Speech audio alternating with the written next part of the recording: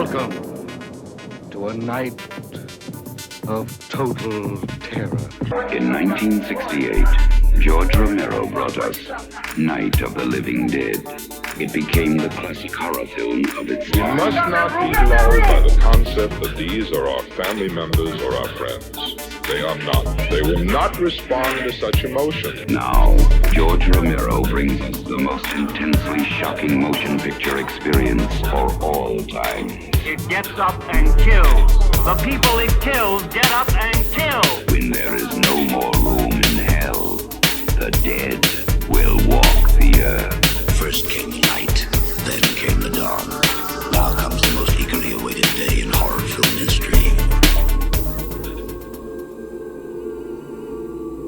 Welcome back to Thursday of the Dead. My name is Jace. This week's episode is the conclusion of my Pittsburgh Living Dead weekend trip.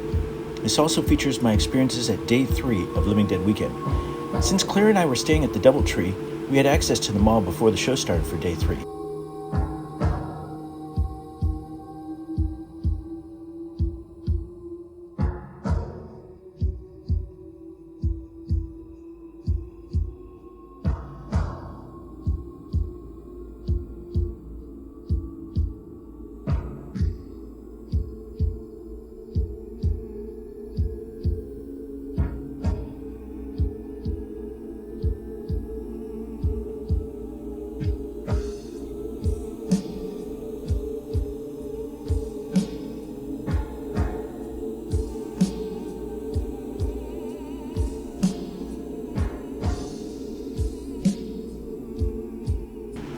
I had the strange idea to go catch a matinee at the Cinemark Theater inside the mall.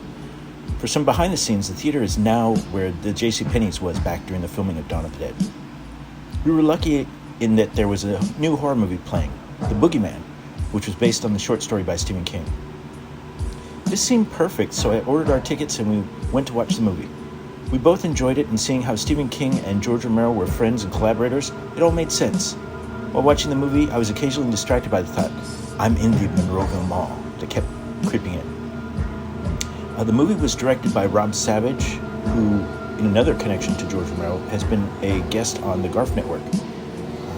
He directed Host, which is very good, I highly recommend it, and he was on promoting Dashcam, which I own. I don't know if I can recommend it, but I can recommend The Boogeyman.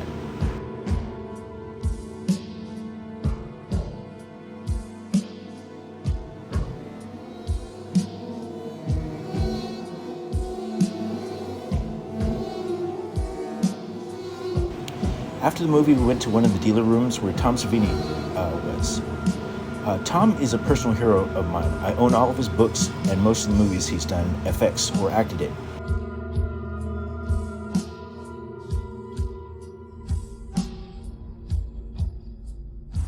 In the same room was John Amplis, the star of Martin.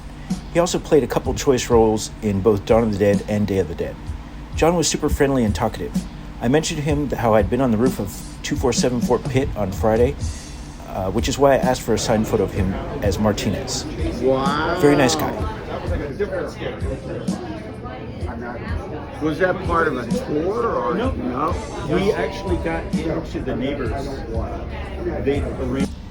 After meeting Tom Savini and John Amplis, we made our way to another dealer room where I met Richard France for the first time, which is very exciting, and Paul Messer, which was also exciting.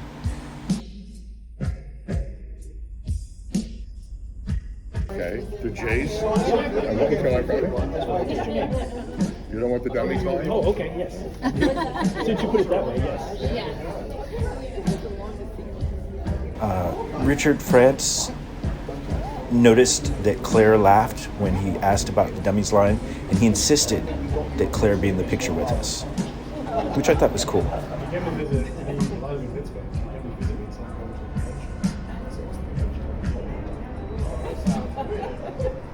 So great.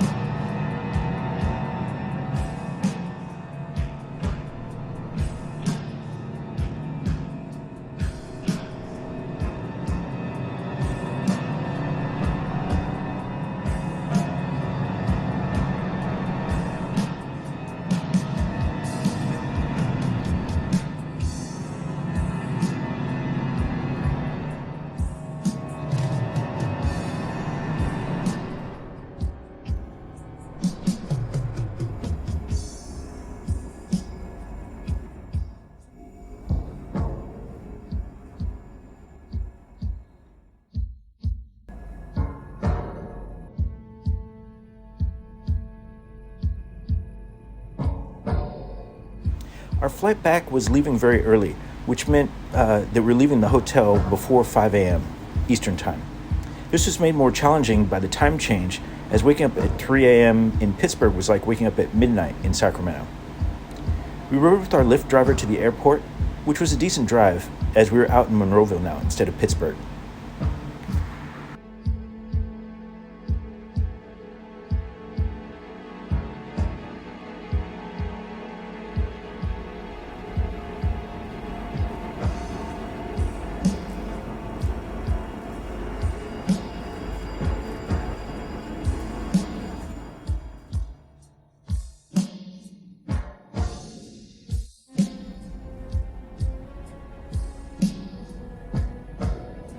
I'll end this episode with an interesting experience I found funny in the moment.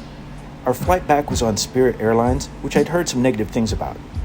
My plan was to hopefully catch some sleep on the plane, as this flight had one stop in Las Vegas. That meant that the flight time to Vegas was over 4 hours. It's my first time on the airline, which is surprising to me because I like the name. I ordered my usual ginger ale, and I didn't account for a couple things. First was that the flight was 4 times as long as my usual flights to see my mom in LA or Las Vegas. After a bout of turbulence, and at least an hour into the flight, I tried to determine how long we'd been flying to see if I could hold off using the restroom. Walking with my cane on the street is fine by me, but on boats, trains, and flights, it's tough. I made my way back to the bathroom, and as soon as I got in, the pilot announced, fasten your seatbelts, we're going to have hard turbulence for the next 10 minutes. The plane shook pretty good with me in the bathroom, and I was holding onto the walls. It's a tiny child-sized bathroom if you've ever been in a airport or airplane lavatory. I waited out half of the turbulence while struggling to get my pants up. It's not so glamorous. And then I washed my hands because in that turbulence, I've been holding on to the walls of the airplane bathroom, and I was grossed out by that. Once I was out, the flight attendant pointed at the overhead bins and said, "Hold on to those to get back." I realized that there were handholds underneath the bins. I made my way slowly back to my seat in the extreme turbulence. Claire looked scared for me and said, "I thought I was going to have to go back and try and help you get back." The experience was so weird and funny that I think it may have cured my fear of flying. I guess I'll find out on my next trip.